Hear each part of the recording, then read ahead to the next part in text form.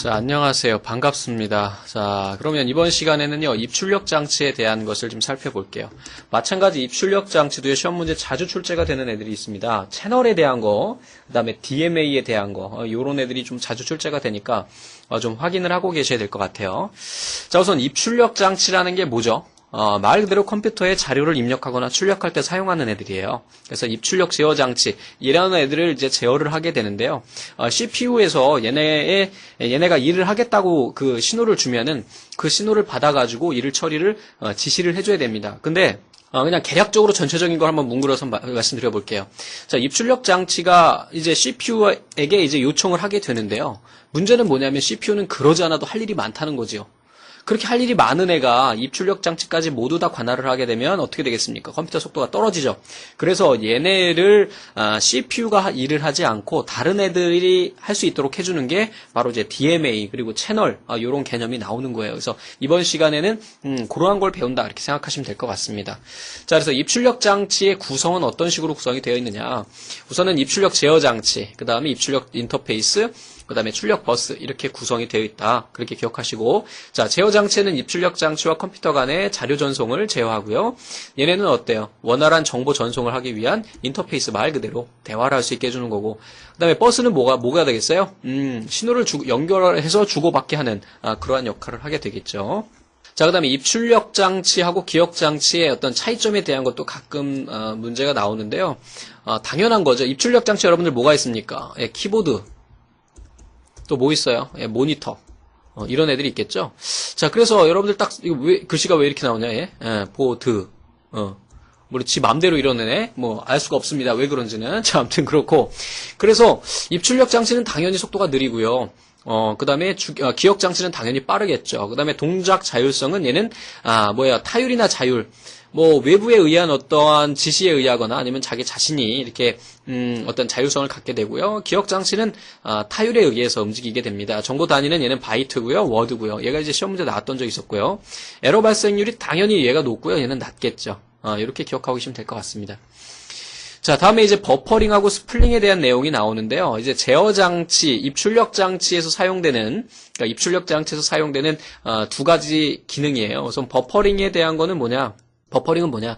만약에 여러분들이 이제 하드디스크가 있다. 아니면은 여러 가지 이제 입출력 장치가 있겠는데 그 중에서 이제 대표적인 게 이 기억 장치 중에 하드디스크나 CD롬을 이야기하는데요. 이 속도가요. 그렇게 빠르질 못해요. 그래서 여기 중간 부분에다가 여기다 이제 주격 장치가 이렇게 있겠고 이제 컴퓨터 구조가 어떻게 생겼냐면 여기가 CPU가 이렇게 있고요. 그 다음에 여기에 주격 장치가 있습니다. 그 다음에 여기에 이제 보조격 장치가 있고요. 여기에 이제 I/O 장치가 있게 되겠죠. 그래서 I/O 이렇게. 그래서 이런 장치가 있게 되는데 얘가 왜 이렇게 이렇게 나오는지 모르겠네. 아무튼 이렇게 구성이 되어 있어요. 근데 여기 하드디스크보다 주격 장치가 훨씬 빠르기 때문에 어때요? 우리 CPU가 훨씬 빠르기 때문에 주격 장치보다 이 사이에다가 캐시 메모리를 줬었죠? 그것처럼 여기에다가 뭐를 주는 거예요? 버퍼링을 주는 거예요. 됐습니까? 그래서 우선 자주 사용하거나 아니면 예비로 여기 버퍼에다가 데이터를 올려놓게 되는 거거든요. 얘를 버퍼라고 합니다. 그래서 이러한 버퍼는 어떤 식으로 구성이 됐냐면 주격 장치 하드웨어적으로 구성이 되어 있어요. 됐습니까? 그리고 이제 스플링은 뭐냐면은 얘는 이제 입출력 장치에서 또 보조하는 역할인데요. 대표적인 게 뭐가 있냐면 프린터가 있어요. 프린터. 그래서 좀 전에 우리 그렸던 거 다시 한번 그려볼게요. CPU, 그 다음에 주격 장치, 그 다음에 여기 이제 하드디스크 이렇게 구성이 되고 여기에 이제 입출력 장치가 이렇게 아웃풋 인풋 이렇게 달리게 되는데 뭐 여기다 이렇게 다리 걸고 여기다 고추 하나 이렇게 달아주면은 여기다 이렇게 해주면 음란물이 되나요? 아무튼 뭐 여자분들은 좋아하시겠네. 자, 아무튼 이렇게 구성이 되는데 여기서 이제 우리 출력 장치 중에 뭐가 있습니까? 우리 프린터가 있죠.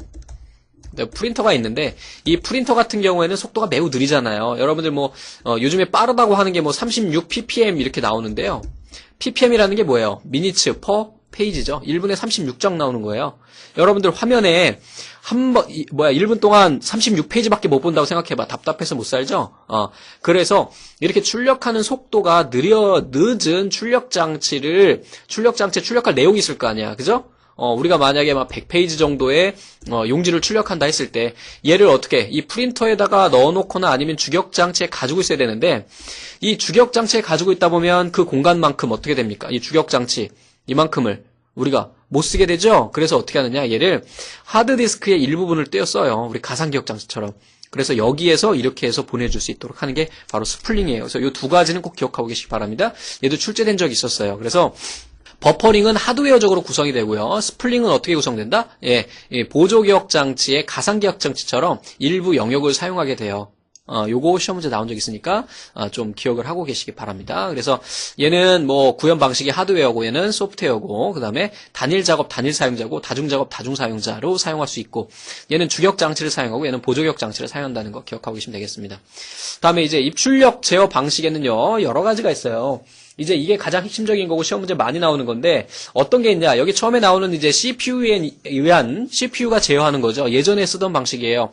그러니까 CPU가 모든 걸 다 관할을 하는 거야. 원시적인 방법이죠? 이거 말고 그 다음에 이제, CPU가 하는 일이 너무 많다. 그래서 나온 게 바로 이제 DMA가 되는 거고요.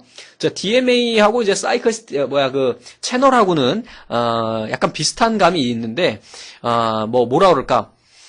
DMA가 무슨 장관급이라고 하면, 채널은 총리급이다. 이렇게 생각하시면 되겠습니다. CPU가 대통령이면, DMA는 뭐다? 장관 정도 되고요. 그 다음에 채널은 뭐가 된다? 예, 바로 총리가 된다. 그래서 순위가 CPU에 의한 제어, 그 다음에 채널에 의한 제어, DMA에 의한 제어. 근데 이제 DMA하고 채널은 약간 개념이 다르니까 한 번씩 볼게요.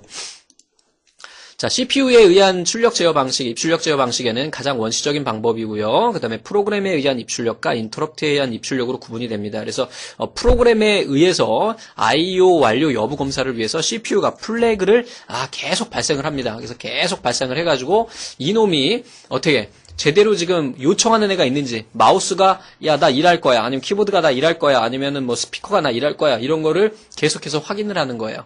이거 계속 조사를 하는 방법이 바로 이제 프로그램에 의한 방법이고, 다음에 이제, 인터럽트 방식이 있는데요. 얘는 CPU가 플래그를 계속 검사하지 않고요. 어때요?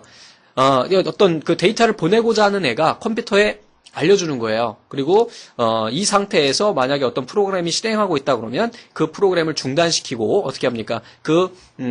입출력을 처리한 다음에 그 다음에 어떻게 해요? 다시 프로그램으로 돌아가는 방법이죠. 자, 프로그램보다는 좀 효율적인데 인터럽트 처리 루틴을 거쳐 해가지고 소요 시간이 좀 길어지는 단점이 있어요. 자, CPU는 입출력이 있을 때만 입출력을 제어하고요. 그 외엔 다른 작업을 할 수가 있어요. 그러니까 딱 구분을 해서 봤을 때 프로그램 I/O 방식 같은 경우는 어떻게 해요? 계속해서 입출력 장치를 CPU가 물어보다 보니까 1초에 한 번씩 혹은 뭐 1시간에 한 번씩 이렇게 물어보다 보니까 어때요? 그만큼 CPU가 하는 일이 많아지게 되겠죠. 그래서 이번에는 그럼 그게 아니라 CPU가 검사하는 게 아니라 외부의 장치들이 CPU한테 요구하는 방식을 한번 생각해보자. 그래서 나온 게 Interrupt I/O가 되는 겁니다. 됐죠? 그 다음에 이제 나온 게 이제 DMA예요. CPU가 하는 일이 너무 많으니까 그러면 우리 그냥 아예 CPU가 하는 일을 무슨 뭐 행정자치부 장관이라든지 이렇게 해서 장관을 하나 둬서 그거 해당하는 애들은 걔가 다 맡도록 하자 하는 게 바로 DMA입니다. 그래서 데이터 입출력 전송이 CPU를 통하지 않고 직접 주격 장치와 주변 장치 사이에서 수행되는 거여서 이름이 말 그대로 다이렉트 메모리 액세스예요. 메모리를 거치지 않고 어떻게 해요? 바로 메모리를 거치는 게 아니지. CPU를 거치지 않고 바로 메모리로 보내는 이런 것이 바로 뭐가 된다? DMA가 된다. 그래서 얘는 CPU 부하를 감소시키는 그러한 장점이 있는 거죠. 부하를 감소화시킬 수 있고요. 데이터 전송이 시작되면은 CPU가 주격 장치를 제어할 수가 없어가지고 유유 시간이 발생을 해요. 그래서 CPU보다 DMA가 버스 우선권을 사용하게 됩니다. 그러니까 CPU가 어떤 일을 하지 않을 때 이제 여기서 이게 사이클 스티링에 나오는 건데요. CPU가 계속해서 일하진 않잖아요. 그죠? 그리고 여러분들 앞에서 그 메이저 스테이트 보셨다시피 메이저 스테이트 맨 처음에 어때요? 패치, 그 다음에 인다이렉트, 그 다음에 익스큐트죠. 근데 익스큐트 할 때만 CPU가 사용하고 그 외에는 사용하지 않아요. 그래서 그런 사이클이 있을 때 그 사이클에서 사용하지 않는 사이클을 훔쳐서 사용하는 거예요. 그래서 사이클 스티링이라고 합니다. 그래서 DMA가 CPU 사이클을 훔쳐가지고 기억장치 버스를 점유해가지고 CPU 기억장치 액세스를 잠시 정지시키는 것을 우리가 사이클 스티링이라고 이야기하고요. 얘는 어떻다?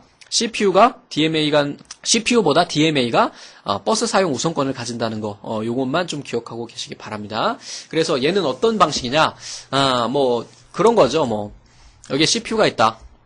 그리고 여기에 이제 뭐, 주격 장치가 있다. 여기가 CPU고요. 여기 이제 뭐 I/O 장치가 있을 때, 이렇게 I/O 장치가 있을 때, 이 CPU가 이제 앞에서 배우셨다시피 뭐 맨 처음에 패치 사이클 하고요. 그 다음에 이제 바로 execute로 가든지, 아니면은 인다이렉트로 가든지, 아니면은 뭐 중간에 뭐 인터럽트가 걸리든지 이렇게 하겠죠. 근데 이제 CPU가 실제적으로 execute 실행할 때만 사용하기 때문에 여기 패치 사이클이라든지, 아니면 간접 사이클 요 때를 이 DMA가 확 훔치는 거예요. 그래서 외부에서 어떤 장치가 요청이 있으면은 이 CPU의 그 사이클을 훔쳐가지고 어떻게 해요? 네, 그때 주격 장치를 뭐예요? 여기서 바로 이렇게 CPU를 거치지 않고 주격 장치를 바로 사용할 수 있게 하는 게 바로 DMA가 되는 겁니다. 됐죠? 그래서 이런 방식을 뭐라고 한다? 사이클 스틸링. 시험 문제 자주 출제가 돼요. 자, 사이클 스틸링하고 인터럽트 차이는 뭐냐? 이것도 시험 문제 나온 적이 있었는데요. 사이클 스틸링이 발생을 하면 CPU는 완전히 해당 사이클 동안 쉬어야 되는 거예요. 따라서 그 CPU의 상태 보존이 필요가 없어요. 사이클 스틸링은. 근데 인터럽트는 어때요? 현재 지금 처리되고 있는 것을 보존을 한 다음에 나중에 복구를 해야 되겠죠? 그 차이점에 대한 것도 기억하고 계시기 바랍니다. 다음에 이번에는 이제 채널에 의한 입출력인데요. 자, 입출력 장치하고 CPU의 속도 차이가 커가지고 CPU가 입출력 장치를 관리할 경우에 속도 손해가 많아가지고 여기에 그게 아니라 나는 대통령이 할 일이 너무 많아. 그래서 어떻게 해야 됩니까? 총리를 두죠. 그래서 총리를 두는 거야. 그걸 대신할 애를. 그러니까 밑에 있는 애들 뭐 여러 장관 있잖아. 각부 장관. 우리나라 총 몇 개 부서가 있어요. 걔네들을 모두 관할할 수 있는 권한을 가진 애를 우리가 하는 거죠. 그래서 결국은 뭡니까? CPU가 어떻게 해요? 채널을 하나 관리하고 채널이 그 외들을 다 관리하는 거죠. 그래서 사소한 것들은 모두 다 총리가 다 해결을 하죠. 그죠? 그래서 총리 뽑는 거에 대해서 굉장히 생각을 많이들 하잖아요. 의견도 많고요. 왜? 총리가 결국은 모든 거의 대부분의 결정권을 갖잖아요. 최종적으로 큼지막한 것들은 대통령이 결정하지만 그 외들은 총리의 어떤 그 가치관이나 이런 거에 의해서 따라가기 때문에 총리를 누가 뽑느냐에 따라서 굉장히 차이가 많이 나는 거예요. 그래서 총리는 우리 인사청문회 하잖아요. 그죠? 다 아시죠? 그죠? 자, 그리고 이 채널이라는 것이 뭔지 우리 한번 쭉 한번 볼게요. 여기에 IOP라고 하는 거, 요거 전용 프로세서 만든다는 거 기억하시고요.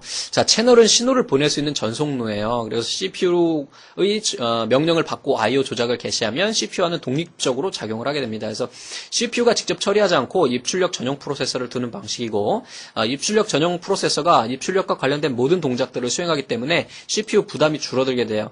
자, IOP 고유의 명령어가 존재해가지고 CPU와는 거의 무관하게 입출력 작업을 수행하게 됩니다. 그리고 채널은 여러 개의 DMA 채널을 가지고 있어서 프로그램 실행 종료 후에 CPU에게 알리는 거예요. 자, 요거 하나로 정리가 되죠? 그래서 CPU는 대통령이고요. 채널은 총리고요. DMA는 뭐 장관이 되는 거예요. 됐습니까? 이런 식으로 머릿속에 개념을 잡고 계시면 좀 쉬울 것 같아요.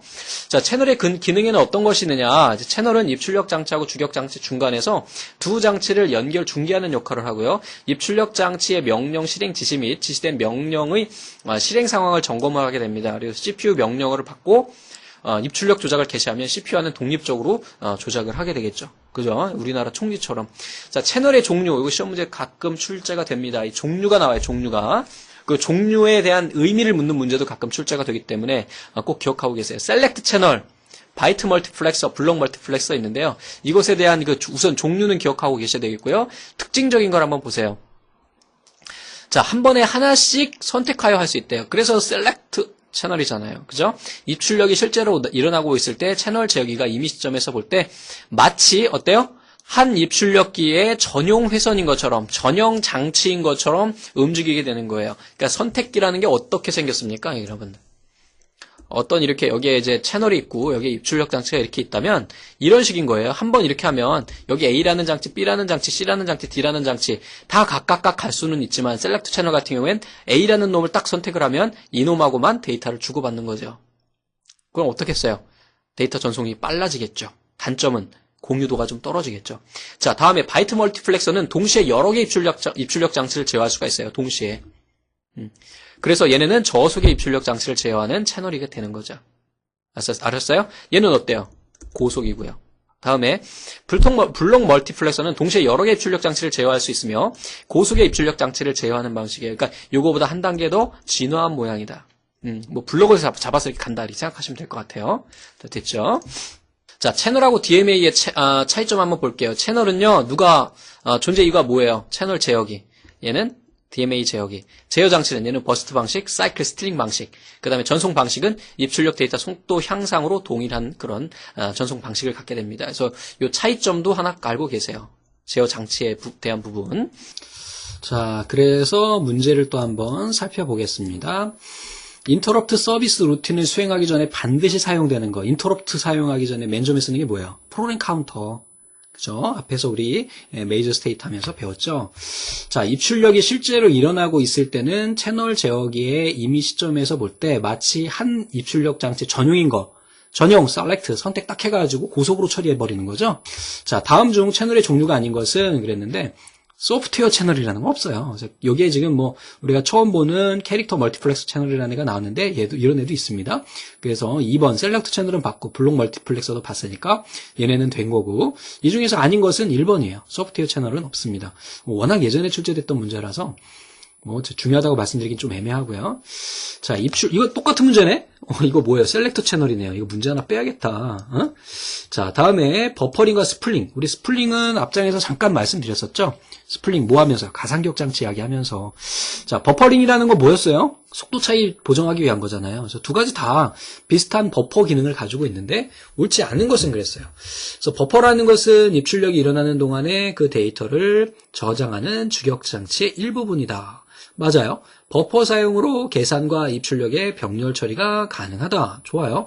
스플링은 CPU의 속도에 비해서 입출력 장치의 속도가 훨씬 느리기 때문에 전체적인 처리 속도를 줄여주기 위해서 고안됐고 한 가지 또 기억할 거는 스플은 주격 장치가 아니라 보조격 장치를 사용하게 됩니다. 버퍼링은 스플링보다 많은 입출력 작업을 중첩시킬 수 있다 그랬는데 아니죠. 버퍼링은 주격 장치 쓰다 보니까 그렇진 않고요. 스플링이 좀 더 많은 출력 작업을 할 수 있죠. 그래서 여러분들 인쇄해보시면 아시잖아요. 그래서 내가 만약에 엑셀로 인쇄해보고 그러면 그 인쇄 눌러가지고 하면 어떻게 됩니까? 스프레 들어가겠죠? 그 다음에 바로 한글 문서 여러 가지 또 인쇄하면 프린터는 순서대로 나올 테고 여러 개를 중첩시킬 수가 있겠죠. DMA 이건 너무 쉽다. 극복하기 위해 사용되는 거 IOP. 됐죠? 그래서 여기까지 해가지고 살펴봤습니다. 자, 감사합니다.